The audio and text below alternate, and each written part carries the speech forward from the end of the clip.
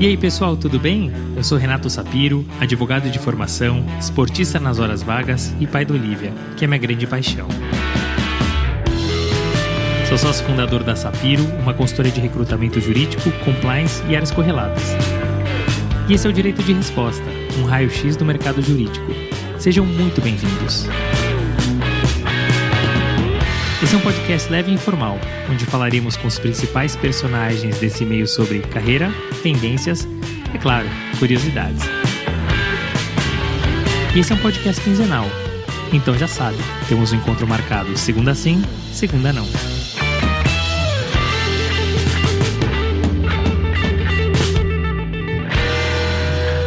Luiz é daqueles profissionais que ama o que faz e se dedica de corpo e alma. Ao determinar o planejamento de sua carreira, seguiu à risca. E nesse episódio, Luiz contou como planejou e executou a sua carreira.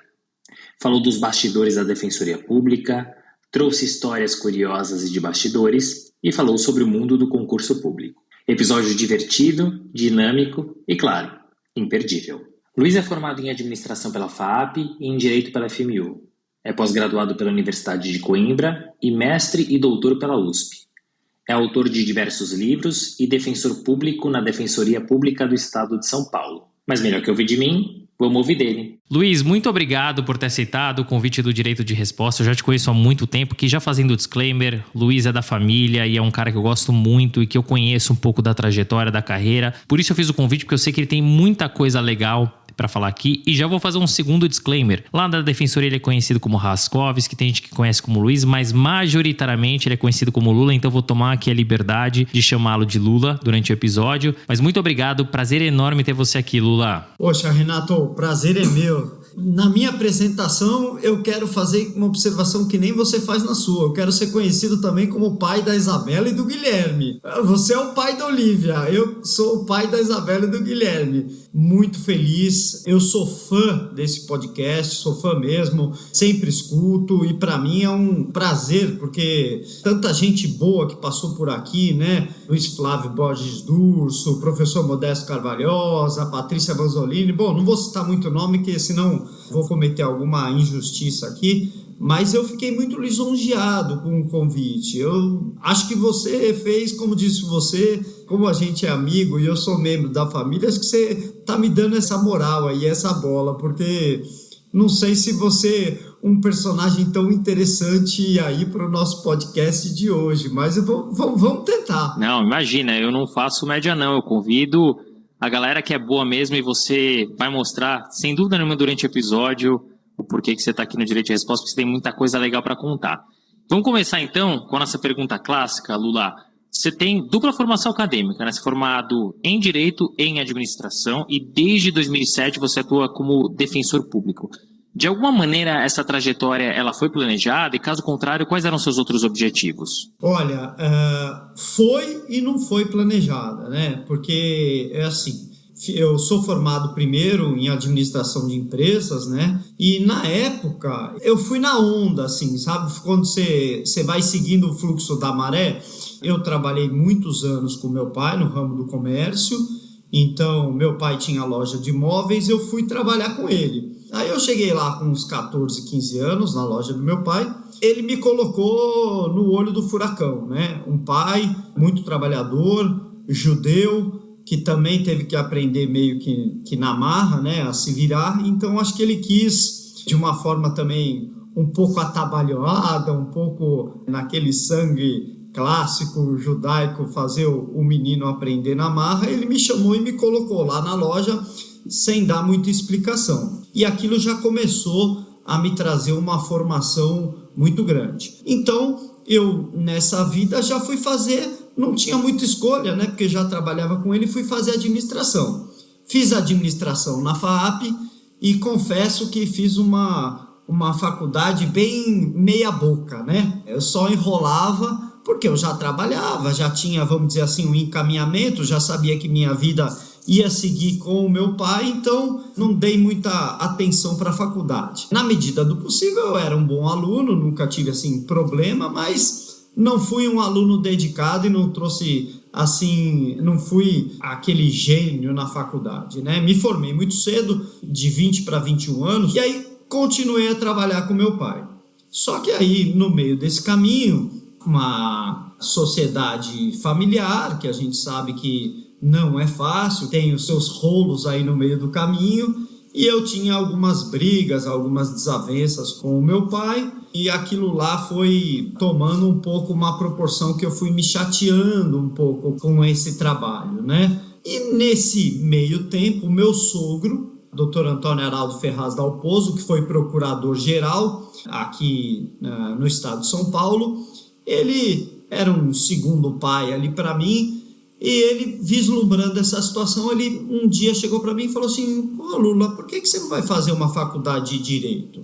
Você sempre participa aqui das conversas, você parece que tem um interesse nessa área, eu acho que é muito interessante para você, e o direito vai sempre somar, você não vai perder nada com isso, né? Você pode usar nas lojas, tem direito trabalhista, tem direito comercial, enfim, não vai te prejudicar em nada." E eu aceitei, eu falei, acho que é uma boa, né? Eu vou fazer isso, vou fazer uma segunda faculdade. Logo que eu entrei na faculdade, Renato, de Direito, aí eu me encontrei, sabe?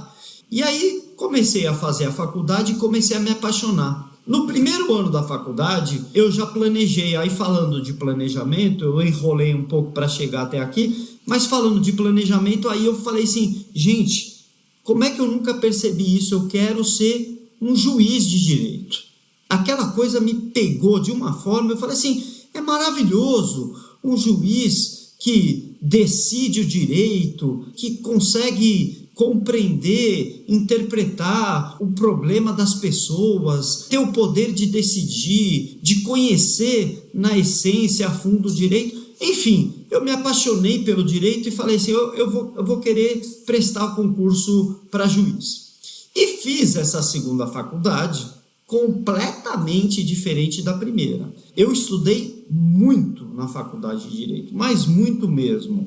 Eu trabalhava ainda com meu pai, eu acordava às 6, 7 horas da manhã, ia para o depósito, soltava lá os caminhões de entrega, depois eu ia para as lojas, ficava nas lojas lá até às 6 da tarde e aí ia fazer a faculdade. Eu chegava na faculdade umas 6h30 até umas 10h30 e todo dia, desde o primeiro dia da faculdade, eu estudava das 10h30, chegava em casa das 10h30 até 1h30 da manhã, todo dia.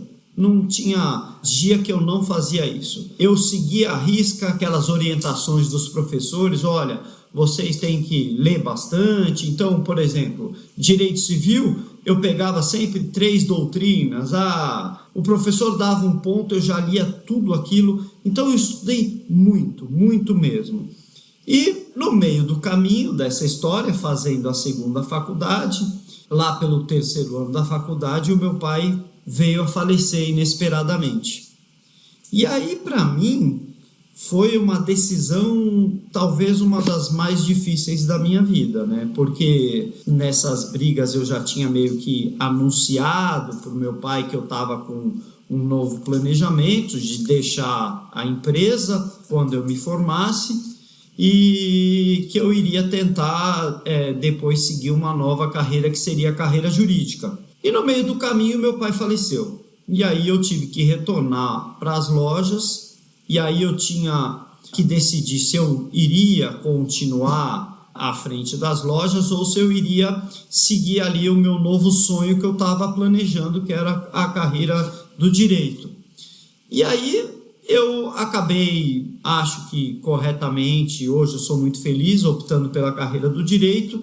Eu voltei lá, a gente fez o encerramento das lojas que estavam em aberto, foi um processo bastante complexo, bastante difícil, enfim, no meio desse turbilhão que eu estava fazendo uma nova faculdade, mas, enfim, a coisa caminhou e eu acabei me formando. Para mim também um novo golpe, um duro golpe no meio do caminho foi que também durante a faculdade veio a resolução do CNJ, do Conselho Nacional de Justiça, que para ser juiz precisaria de 3 anos de prática jurídica depois de formado. Então isso também para mim foi uma dificuldade, né? Porque eu pensava já em fechar o ciclo da faculdade e já passar no concurso, e tanto que foi isso que aconteceu. Como eu fiz uma faculdade muito bem feita do direito, quando eu me formei, logo 2 meses depois eu já passei na Defensoria, passei na Advocacia Geral da União, passei no concurso onde minha irmã trabalha hoje, que é na Procuradoria da Câmara dos Vereadores, da Câmara aqui de São Paulo, e aí eu não pude fazer, eu fiz o concurso da magistratura, mas quando eu cheguei para fazer o que eles chamam de inscrição definitiva, eu fui desclassificado porque eu ainda não tinha os 3 anos de prática jurídica. E aí, como eu passei em alguns concursos, eu decidi por começar a experimentar a carreira da Defensoria Pública, que foi um dos concursos que eu passei. E ali fiquei e estou até hoje. Então, a minha trajetória foi, no começo não foi muito planejada, eu fui seguindo aí a onda, mas depois, principalmente por influência do meu sogro aí nesse ramo do direito, eu comecei a planejar uma carreira jurídica e hoje eu sou defensor público do Estado de São Paulo. Já muito bacana, Lula, conhecer um pouquinho da tua trajetória e como é que você chegou até esse cargo de defensor público, onde você já está desde 2007. Você trouxe 2 pontos muito interessantes que me geram curiosidade. Primeiro, quando a gente pensa em concurso público, é bastante complicado. Tem gente que estuda 4, 5, 6, até gente com 10 anos estudando para passar num concurso. E você, tão logo se formou, passou em diversos concursos e concursos bastante concorridos, né? O que você acha que mais contou para você passar nesses concursos? E a outra coisa que gera, acho que, curiosidade para muita gente é a Defensoria Pública, né? Como é que funciona esse órgão? E o que faz efetivamente um defensor público? De fato, um concurso público, ele é um sonho para muita gente, né?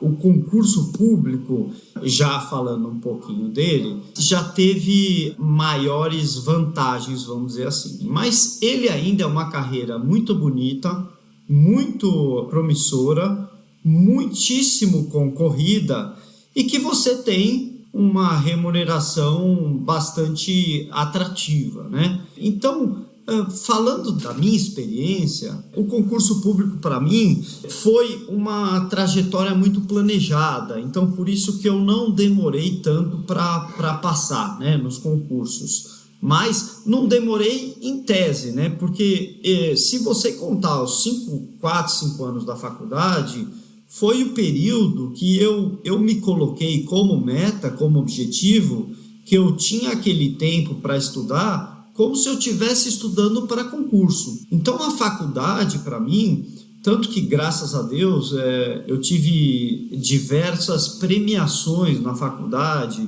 de melhor aluno. Não estou falando isso para querer me gabar, não. Mas eu fiz, foi por uma escolha mesmo pessoal, de eu fazer uma faculdade voltada para o concurso. Quando você tem um objetivo maior, que é um concurso público, que hoje você pega um concurso público para juiz, para promotor, para defensor, você tem quase 30 mil candidatos para 100 vagas, né? Então, é uma concorrência, assim, é muito grande, é muito grande. Então, a faculdade acabou sendo uma coisa mais simples para mim.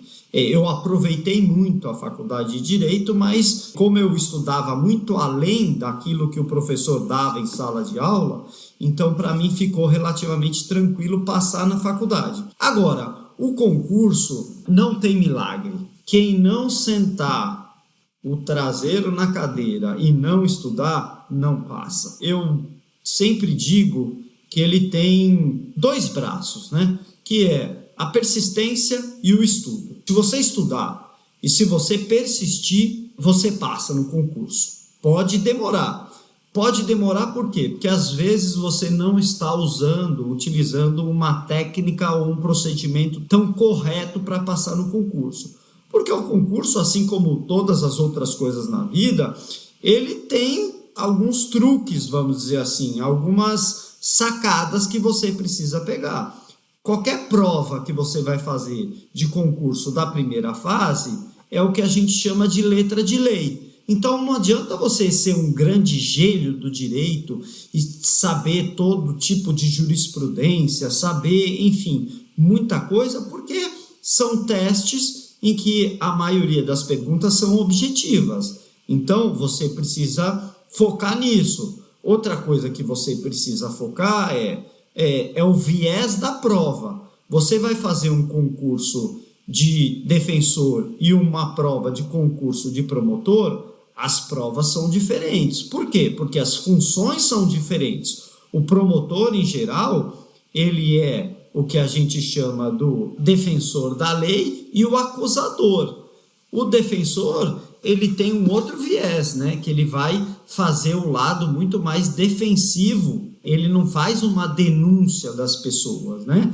Então, nesse sentido, todas essas questões você vai percebendo durante o estudo do concurso público, né? Hoje em dia, as carreiras, quando a gente fala, o funcionário público, a gente mudou muito aquele entendimento do que era aquela pecha do funcionário público de antigamente por funcionário público atual. Hoje, quem é funcionário público, ele tem uma cobrança de trabalho muito grande, né? Deixa eu explicar agora o que é o defensor e o que é a carreira da Defensoria Pública, né? A Defensoria Pública, ela tem um caráter constitucional, tamanha a importância dela.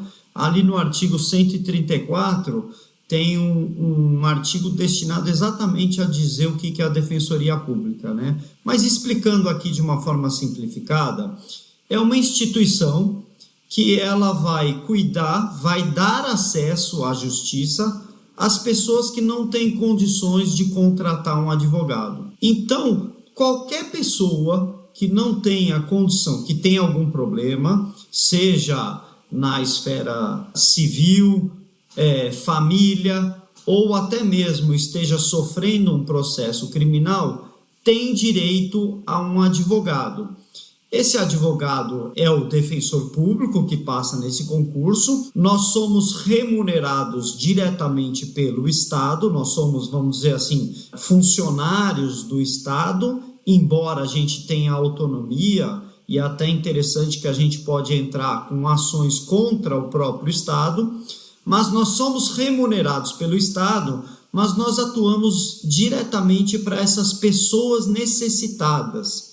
Então, aquela pessoa que quer entrar com um divórcio, um pedido de alimentos, quer pedir um medicamento que o Estado não está fornecendo, uma moradia, uma educação que a criança não tem uma vaga na escola, na creche, e aquelas pessoas, principalmente, que estão sendo acusados do cometimento de algum delito. Então, a Defensoria Pública, ela tem esta importância, essa magnitude de garantir os direitos fundamentais das pessoas, de dar acesso à justiça. Essa instituição, como disse, foi previsto na Constituição de 1988, mas cada defensoria estadual foi criada em um momento. Para você ter uma ideia, a Defensoria Pública aqui do Estado de São Paulo só veio a ser criada no ano de 2006. Até esse ano, quem, vamos dizer, fazia o papel da Defensoria Pública eram os procuradores do Estado. Mas era um contrassenso, primeiro porque não existia a instituição em si da Defensoria Pública, e aqueles advogados que prestavam um concurso público para defender o Estado como procurador do Estado, ele acabava fazendo um papel inverso, muito bem feito, por sinal, mas os procuradores de assistência judiciária, que eram chamados dos PAJs, dentro da carreira da procuradoria, eles optavam em ser defensores, mas sem ter essa carreira de defensor. Então, você pegava muitas vezes numa própria audiência um procurador defendendo o Estado e um outro procurador atacando o Estado, vamos dizer assim.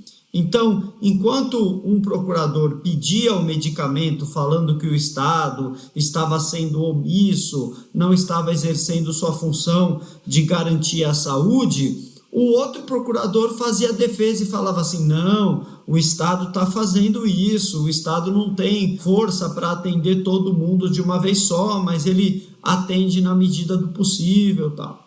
E aí, então, em 2006, foi criada a Defensoria Pública. Quando eu entrei na carreira, em 2007, no segundo concurso de defensores públicos, era uma carreira muito jovem, como ainda é, né? Se a gente for contar de 2006 para 2022, ainda é uma carreira jovem perto de outras carreiras, né? Da magistratura, tal. Mas a defensoria evoluiu muito, ela teve um avanço, um salto muito grande, né? Nós passamos ali de 100 e poucos defensores hoje para 750, quase 800 defensores no estado. É ainda um número muito insuficiente, muito pouco, muito baixo para atender a população toda. Mas a defensoria vem crescendo ano a ano, né? Então, eu me sinto muito grato por fazer esse tipo de serviço, porque é um serviço em que a gente pode ajudar a população. A gente recebe para fazer o bem, na verdade, né? Então, a defensoria, para entender também um pouco melhor, ela tem 3 braços principais de atuação, que é o setor da família, o setor civil e o setor criminal. Tá? Então, o defensor, quando ele passa no concurso, ele vai ser designado de acordo com sua condição, de acordo com a sua posição que ele passou no concurso, ele vai escolher um local de atuação e uma dessas funções principais. Aquele defensor que atua com a família vai fazer todas essas ações que a gente comentou aqui de família. Guarda, alimentos, divórcio, todos esses tipos de situações que envolvem discussão na área da família. O defensor que trabalha no civil, como eu, vai atuar com as ações de moradia, educação, medicamentos, contratos, brigas de vizinhança, ações contra a Sabesp, Eletropaulo, condomínios, uso capião, discussão de posse. Então, são todas essas ações na área civil. E o defensor do criminal, ele vai atender as pessoas que estão sendo acusadas do cometimento de algum crime. Então, é uma carreira muito bonita, porque a gente pode garantir, como eu disse, o acesso a essas pessoas à justiça, aqueles que não têm, e também tentar, na medida do possível, promover uma igualdade, promover uma isonomia entre as pessoas na garantia desses direitos. Lula, você trouxe com brilhantismo o papel da defensoria, o que ela faz, né, a trinca, e você trouxe uma coisa que é muito interessante, que é, dependendo da posição que você se classifica no concurso, você pode escolher o local, pode escolher a área. Em relação a isso, o profissional entrou ali numa determinada posição, ele escolheu a área civil, foi escolhido para atuar na área civil. Ele consegue migrar internamente? E dentro da defensoria, existe, digamos, um plano de carreira? Existe a possibilidade de você crescer dentro da defensoria? Existe um topo? Sim. Como toda carreira jurídica, quando você ingressa numa carreira, quando você escolhe uma carreira, eu quero ser juiz, eu vou entrar na magistratura, eu quero ser promotor de justiça, eu vou entrar no Ministério Público, eu quero ser defensor, eu vou entrar na Defensoria Pública, eu quero ser procurador, enfim, toda a carreira pública, a regra, quando você ingressa, vai ser determinado por 2 fatores, quais sejam a sua posição que você passa nesse concurso, então quanto melhor você está classificado e passa nesse concurso, você vai ser o primeiro a escolher a vaga, e o segundo são as vagas disponíveis naquele momento na carreira. Então, quando você entra numa carreira, dependendo do tipo de carreira, né, se ela está mais inchada, menos inchada, se ela tem mais vagas, menos vagas, você vai ter uma relação de vagas disponíveis. Então, vamos dizer, a defensoria, então, para esse ano, abriu um concurso para 80 vagas. Então, você vai ter uma vaga no setor da família no Guarujá, uma vaga no setor civil lá em São Sebastião. 5 vagas para infância e juventude aqui em São Paulo. Então, quando você pega essa relação e você vai de acordo com a posição, o primeiro colocado escolhe primeiro, depois o segundo, depois o terceiro, aí dentre aquilo que você entende que você atuaria melhor, o que você mais gosta, o que você está mais familiarizado, você faz a sua escolha. Muitas vezes, o defensor, o promotor, enfim, quando entra na carreira, ele acaba caindo num local que ele não gosta muito, seja porque ele não está familiarizado, seja porque, enfim, por algum motivo ele não tem muita opção e ele cai para fazer aquela atuação. Essa é uma das, vamos dizer assim, uma desvantagem de uma carreira pública, porque você precisa saber um pouco de tudo, porque aonde você cair no primeiro momento, você vai atuar. Depois, continuando a responder a sua questão, existe sim a possibilidade de você prestar um concurso interno para você fazer uma remoção interna. Todas as carreiras têm isso. Assim, quando vai vagando, vai tendo uma ausência de um defensor ou de um promotor, enfim, falando especificamente aqui da defensoria, vaga um local, esse local é colocado num concurso de remoção, de promoção também, que a gente chama, né, um concurso de promoção, e você tem a possibilidade de ir para aquele local onde você quer atuar. Então, isso é um pouco demorado, né? Porque precisa desse tempo para ir vagando, para você ir andando na carreira em locais onde você aspira, deseja atuar, até você chegar no local onde você, enfim, está confortável para atuar ou gosta de atuar. Sem prejuízo, você pode estar num local que você goste e querer também experimentar uma outra área. Eu sou hoje defensor do civil, amanhã eu quero trabalhar no setor da família, eu cansei do civil. Eu posso me inscrever no concurso e tentar me remover para uma função da família ou do criminal, enfim. Então, em que pese ser uma desvantagem, também tem essa vantagem que você pode, na medida do possível, você pode escolher novos desafios, né? A defensoria também tem um plano de carreiras. Você tem hoje o defensor do nível 1 ao nível 5.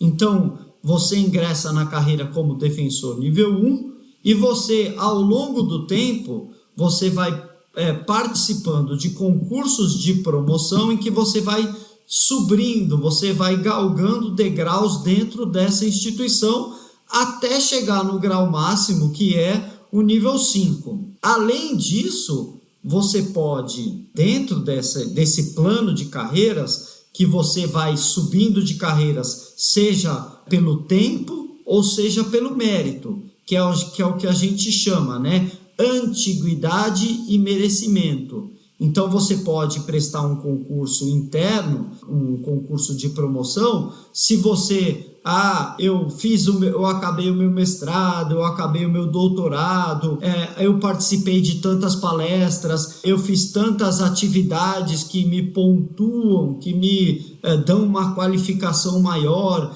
eu fiz tantas palestras, enfim, cada atividade você tem uma normativa que você vai ganhando pontos para você ter uma maior e uma melhor qualificação e você vai com isso juntando pontos para você subir na carreira. Isso faz com que o defensor também tenha uma motivação, e as outras carreiras públicas também, para você sempre melhorar, para você subir de nível dentro da carreira, né?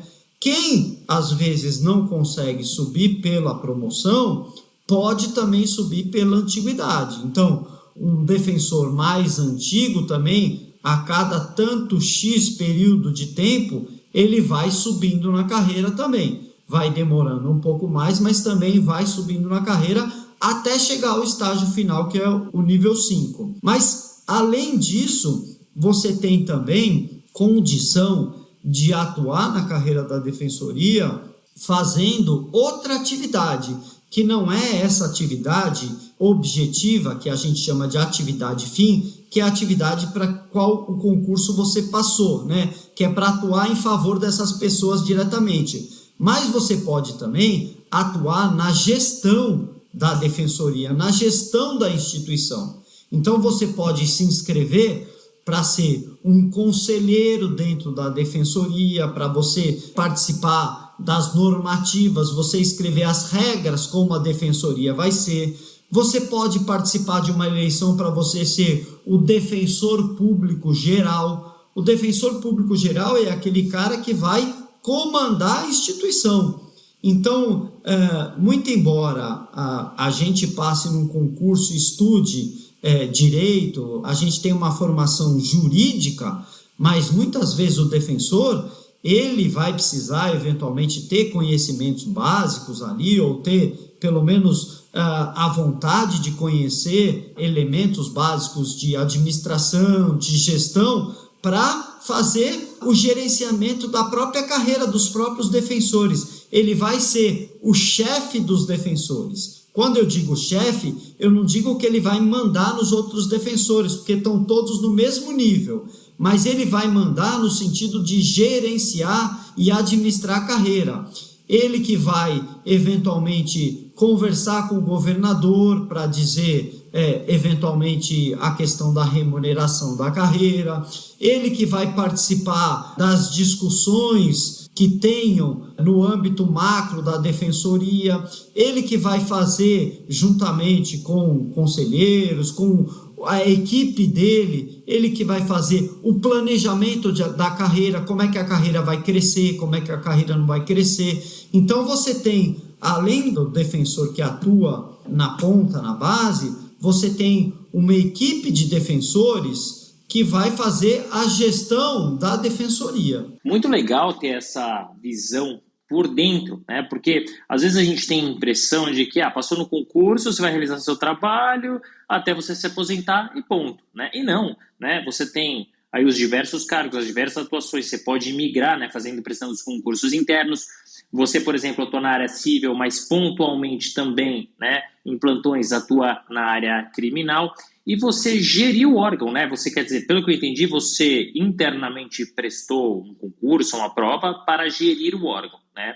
Como é que foi essa experiência e o quanto a tua formação em administração contou para essa função?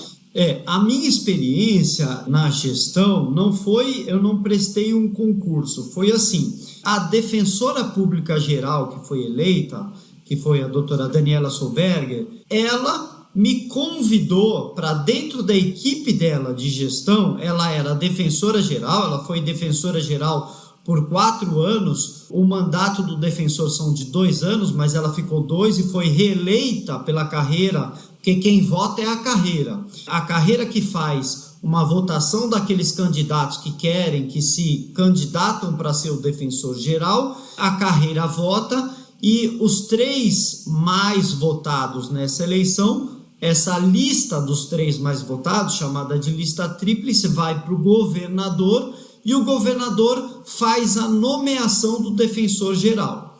O governador, em tese, ele pode escolher qualquer um dentro dessa lista, ainda que não seja o mais votado pela carreira. Mas, em geral, como regra geral, costuma-se escolher e prestigiar a carreira e o governador nomeia aquele que foi mais votado por todos os defensores da carreira. Pois bem, quando a defensora Daniela ela foi eleita a defensora geral, ela me convidou para fazer a gestão na parte da assessoria civil. Ela criou uma cadeira chamada Assessoria Civil da Defensoria Geral, onde eu pude tocar vários projetos. Isso foi muito gratificante para mim, porque você sai daquela sua zona de conforto, né, que você está atuando nos processos, atuando, fazendo atendimento ao público, e você vai para uma outra questão maior, né, que você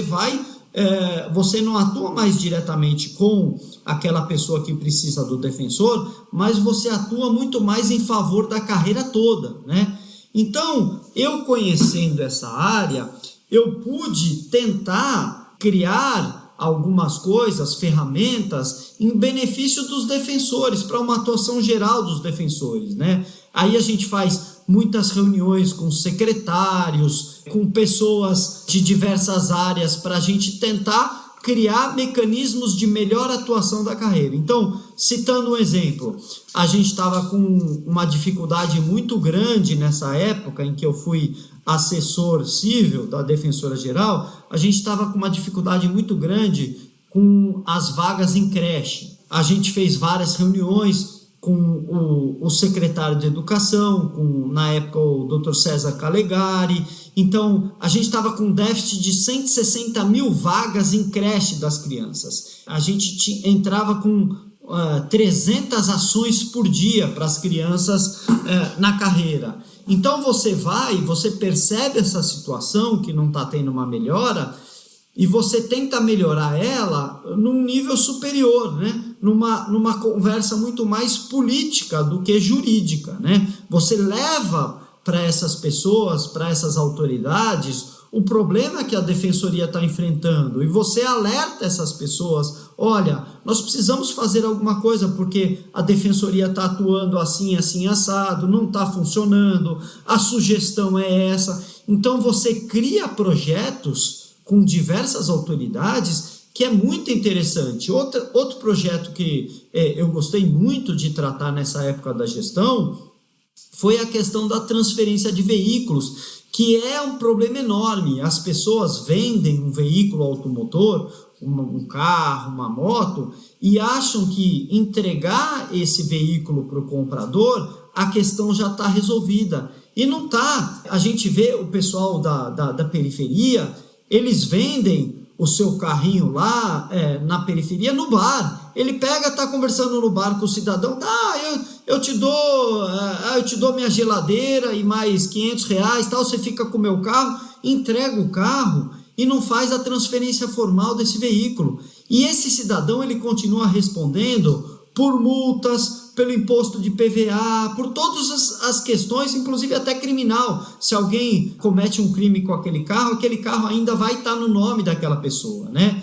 Então isso é também um problema que as pessoas procuram demais a Defensoria Pública quando elas percebem que elas venderam o seu veículo e não tinha informação que elas fizeram, não seguiram o procedimento correto.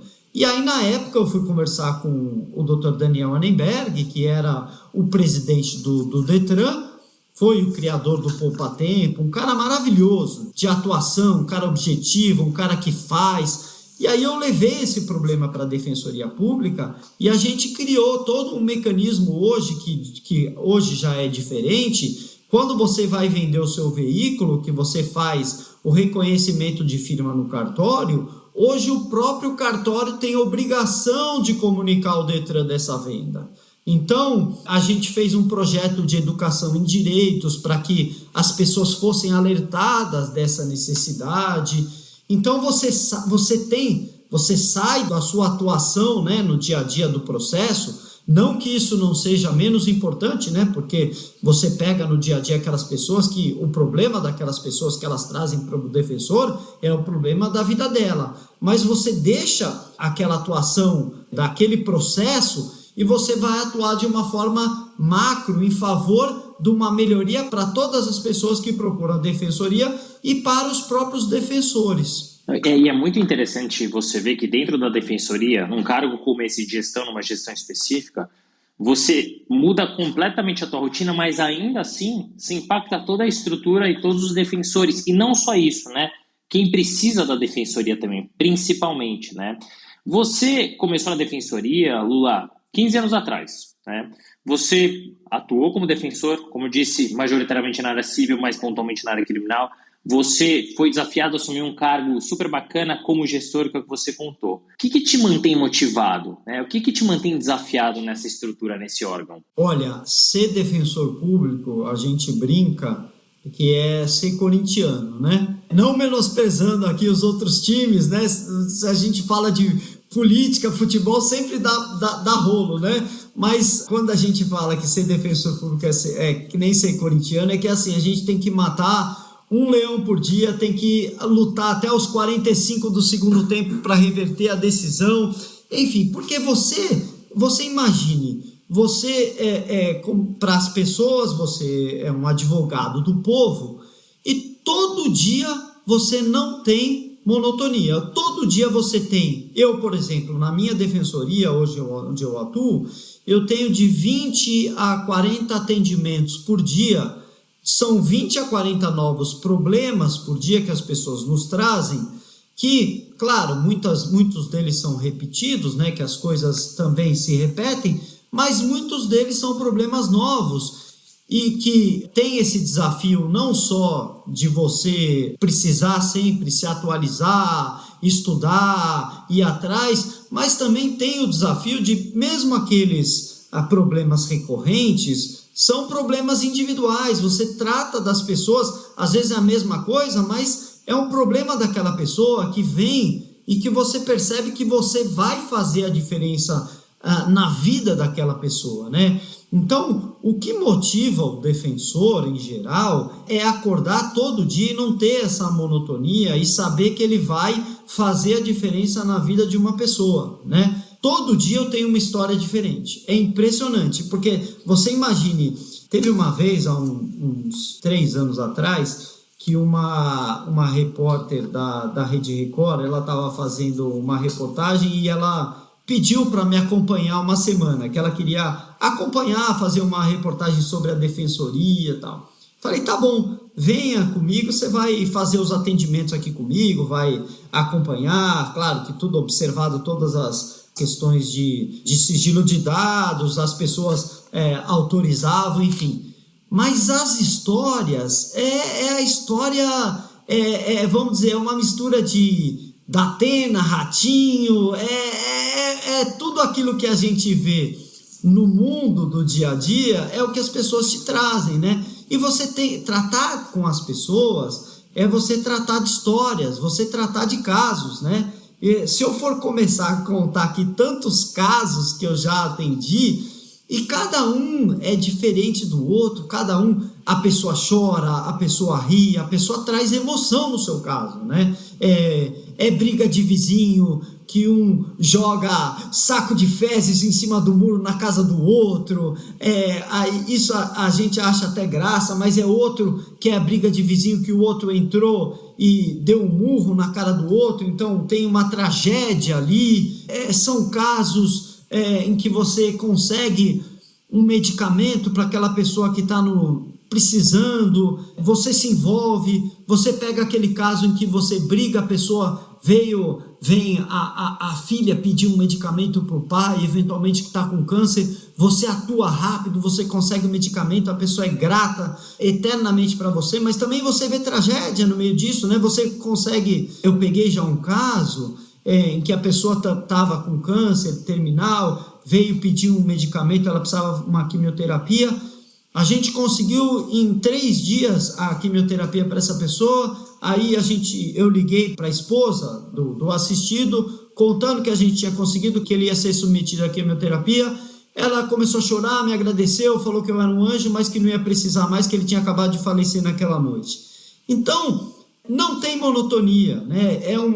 Você ser defensor, você se envolve, né? É uma carreira em que você mexe com as pessoas. Isso também, nós estamos falando também, eu não sou o defensor dessa área, mas o defensor do criminal, em que pese, a gente sabe que tem toda aquela pecha, né? A defensoria defende bandido, a defensoria defende ladrão, mas esses casos que, claro que tem isso, mas muitos casos, que a gente defende as pessoas que são acusadas criminalmente, e a gente sabe que nem todos têm a melhor índole possível, mas os acusados que têm o perfil da defensoria pública, muitas vezes são aqueles acusados de furto de chocolate do supermercado, furto de carne, pessoa que entra num local e leva lá botijão de gás. Claro que não é só isso, né?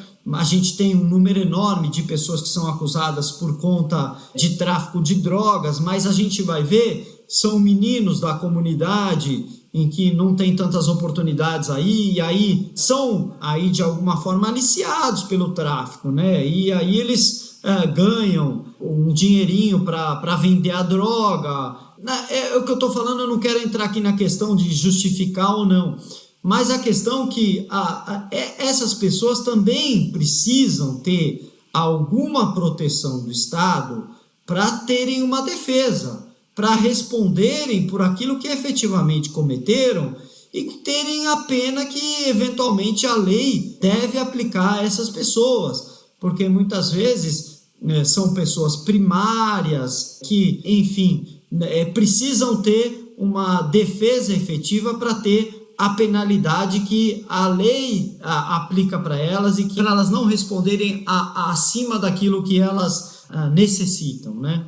E você trouxe, inclusive, um bom ponto e que sempre me gera muita curiosidade, Lula, porque você majoritariamente atua na área civil, né? Pontualmente na área penal, né? Você trouxe alguns tipos de crimes na área penal e também um pouco da demanda que você tem como defensor na área civil. Mas muitas vezes, especialmente na área criminal e pontualmente na área civil, o crime cometido, ele se mistura um pouco com os valores pessoais do defensor. Então imagino que você tem ali um mixed feelings, né? É um negócio que é muito importante para você e ao mesmo tempo você tem que defender o réu, né? Como é que você faz para separar as coisas? Como é que você faz para se blindar? Essa é uma questão muito interessante e muito difícil, né? Essa questão é muito pessoal, e não digo pessoal minha, né? Quando eu digo é muito pessoal de cada operador do direito, né?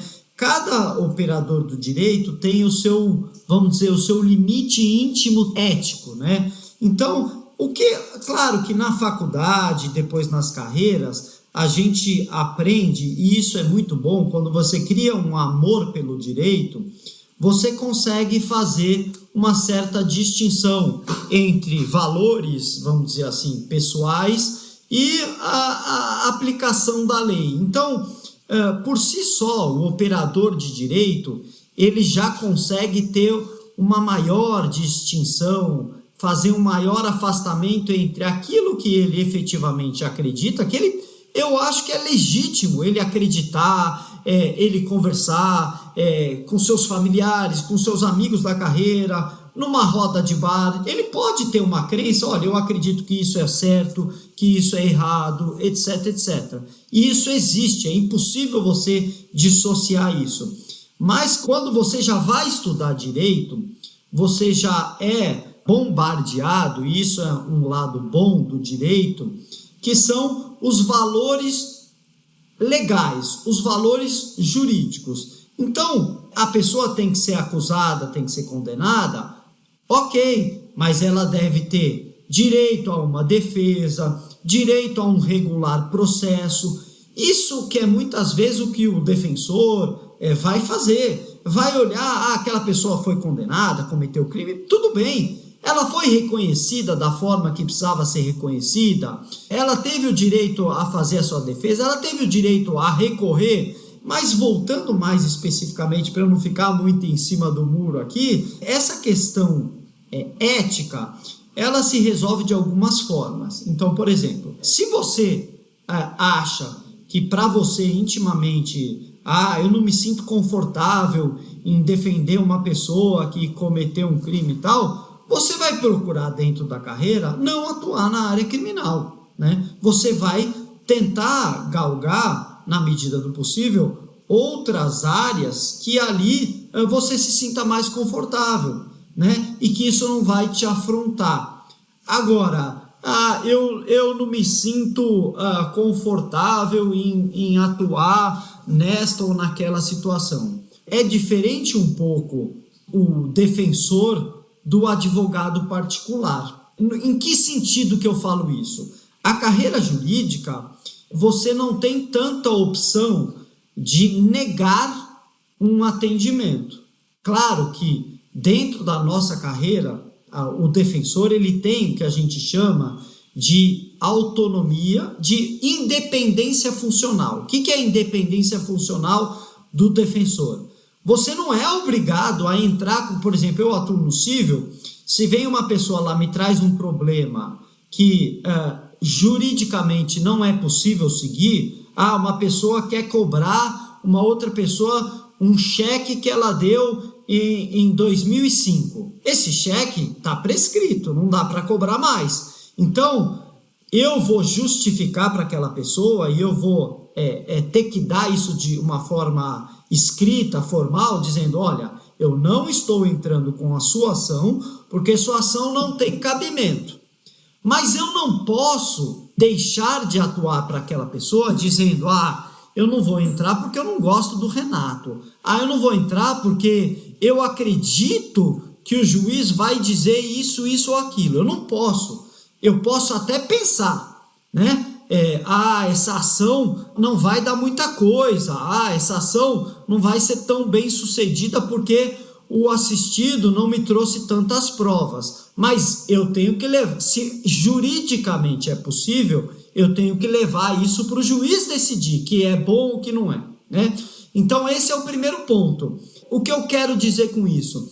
O defensor também do criminal, quando o processo chega para ele com essa autonomia, ele vai fazer a defesa dele, ele vai decidir, o cara confessou, eu vou falar isso, eu vou defender que o cara mesmo que confessou, a estratégia de defesa vai ser outra, mas ele não pode falar assim, esse cara fez isso, eu não quero atuar nesse caso. Não pode, não dá para o defensor se negar a atuar naquele caso por foro íntimo, jurídico, de dizer, não gosto desse caso, nossa, esse caso o cara aqui deu 50 facadas na esposa, nossa, se fosse a minha esposa, não dá para fazer isso. A partir do momento, por exemplo, que ele é um defensor do júri, ele vai ter que pegar se o cara é um esquartejador, se o cara é um serial killer, ele vai ter que defender aquela pessoa da melhor maneira possível. Aí vai do foro íntimo dele de separar como é que ele vai tratar aquilo, né? O que ele acredita, o que ele não acredita, enfim. O advogado particular, de alguma forma, ele tem essa possibilidade de escolher, dizer, não, esse caso eu não quero, esse caso eu não me sinto confortável. Claro que não é isso que a gente vê no criminal, nos advogados criminalistas, que também tem essa condição, vamos dizer assim, de separar o joio do trigo, que eu digo, de separar a pessoa que cometeu o crime e que certamente ele não concorda com isso, mas da pessoa que precisa de uma defesa.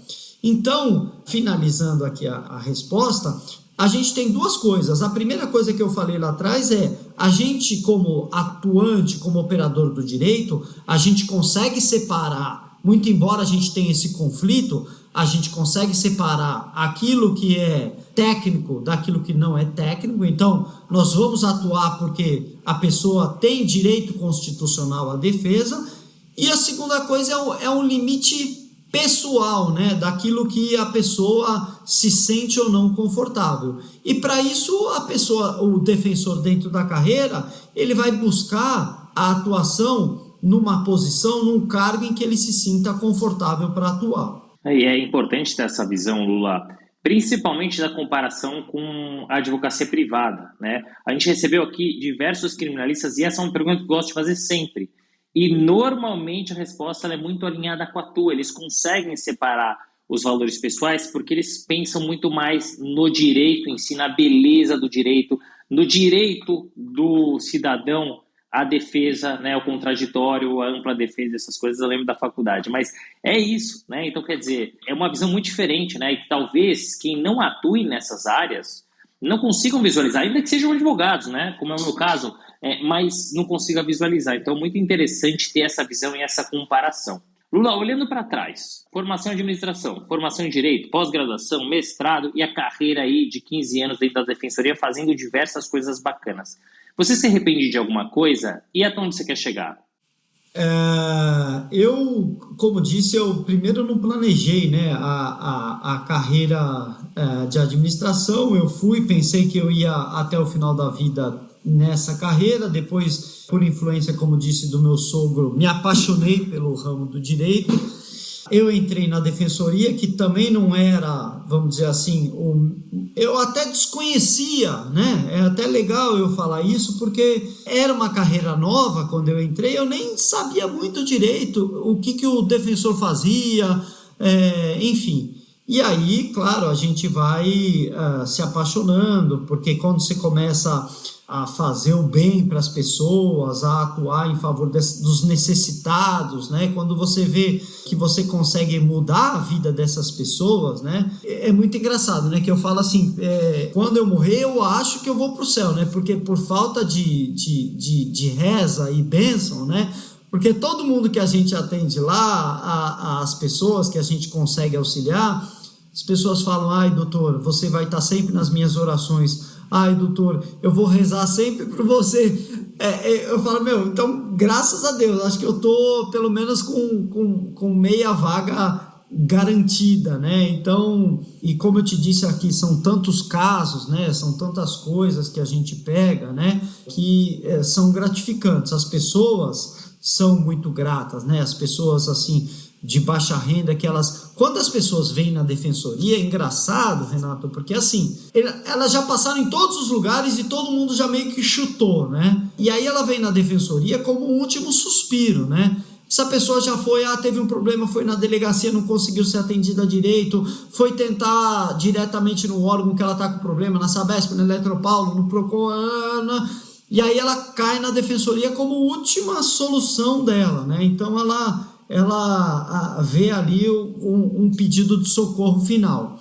Então eu entrei na carreira sem muito conhecer e hoje é uma carreira já que eu conheço e estou aí, como disse você, de 2007 para cá, eu já estou há 15 anos como defensor. Eu ainda não parei muito para pensar no futuro, né? Eu vou te dizer algumas coisas de caráter muito pessoal, né? Eu sempre tive o sonho da magistratura. O ano que vem já faço 50 anos, então eu já estou caminhando mais para o final do que para o começo, né? Então, hoje você parar, eu já trabalho aqui em São Paulo, próximo da minha casa, já tenho 2 filhos, uma família estabelecida. Então, você parar isso, fazer um novo concurso, eventualmente ter que ir para o interior, para um local desconhecido, começar uma nova carreira.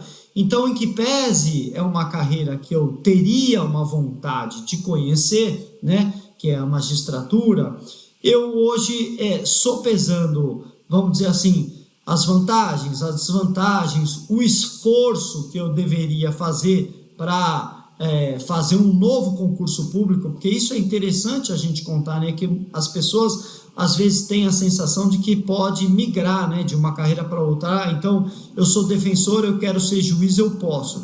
Eu não posso, né? Eu tenho que desistir de tudo, largar a minha carreira e fazer um novo concurso, né, para eu entrar na magistratura.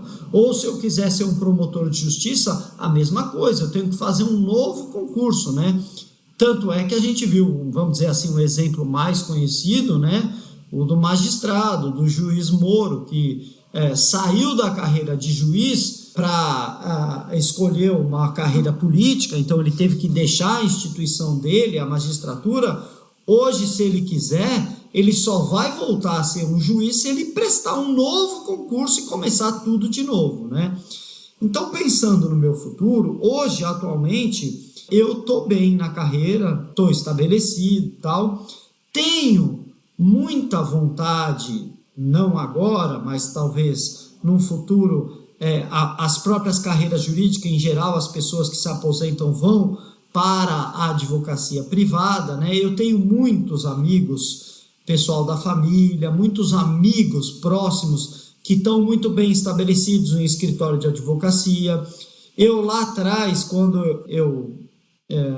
antes de eu me formar, eu trabalhei 6 meses no escritório de advocacia do meu sogro para conhecer um pouco da prática da advocacia. Então, embora eu não tenha aí uma formação grande, uma vivência muito grande na área da advocacia, é uma área que eu gosto muito, assim, que eu acho que também tem muitos desafios, né? A advocacia privada, ela traz muitos desafios também para o advogado, né? E tem vários ramos aí que você pode escolher, né?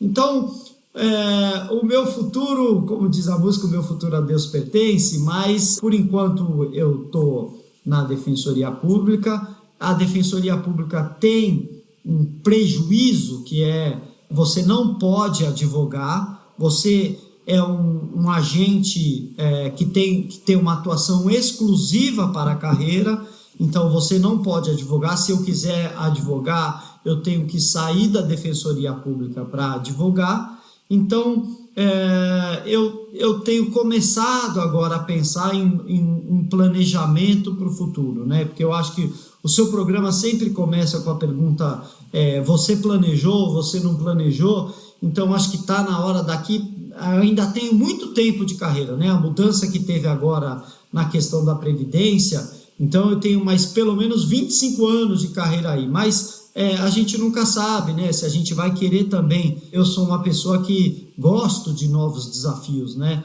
Então, acho que daqui a algum tempo eu vou começar a pensar e planejar com maior cuidado o futuro aí. Muito bom. E legal até você comentar sobre essa ideia que você tem mais para o futuro de advogar. A gente teve a oportunidade de entrevistar algumas pessoas aqui que, inclusive, optaram por abandonar a carreira pública, né, de concursados para migrar para escritório de advocacia, né? Que é o caso do Thiago Sombra, hoje no Matos Filho, que é o caso da Amanda Taide, hoje consultora do Pinheiro Neto.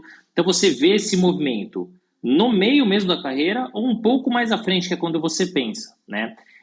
Falando sobre concurso, a gente conhece bem concurso aqui no Brasil, né? Aquelas diversas provas complicadas, inúmeros profissionais concorrendo, né? O número maior, inclusive, que medicina, que já é um número muito alto, né? Nos Estados Unidos, pelo menos para algumas posições pontuais, como juiz, como procurador, é diferente, né?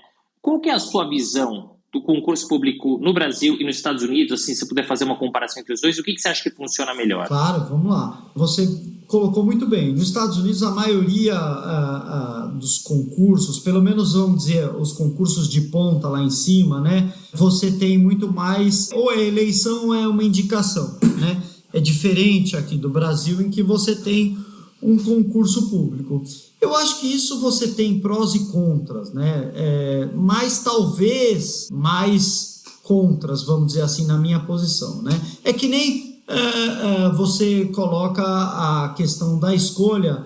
A gente tem um sistema um pouco híbrido, se a gente for pensar de uma forma mais ampla, porque a maioria também, a regra geral inverte um pouco, né? Enquanto nos Estados Unidos você tem alguns casos para questões menores, você tem ainda o concurso de tipo de prova, né?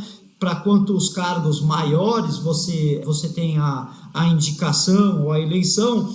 Aqui no Brasil é um pouco diverso, né? Ao contrário, você tem, para a maioria dos cargos do Brasil, você tem a questão que são todos por meio de concursos de provas e títulos, e alguns poucos cargos que são nesse sistema americano, né? A gente cita aqui o Supremo, por exemplo, o Supremo Tribunal Federal. Os ministros do Supremo entram por uma indicação, né?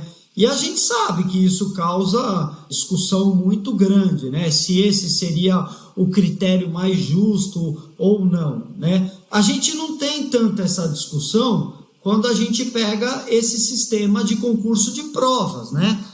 Muito embora cada vez mais os critérios para as provas estão sendo discutidos, né? Então, só para o ouvinte entender melhor do que eu estou falando, os concursos aqui no Brasil, você se inscreve para aquilo que você desejar ingressar, uma carreira, por exemplo, de defensor, e você vai passar por uma prova. Os melhores candidatos, e aí é meritocracia, vão ser selecionados e vão passar nesse concurso.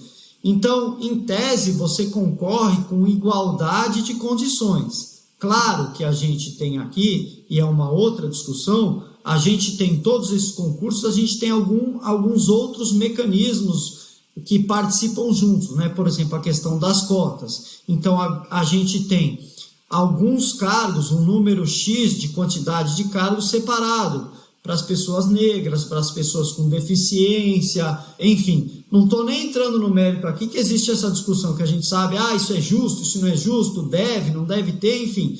Isso é uma discussão muito ampla, que acho que aqui a gente vai se estender muito.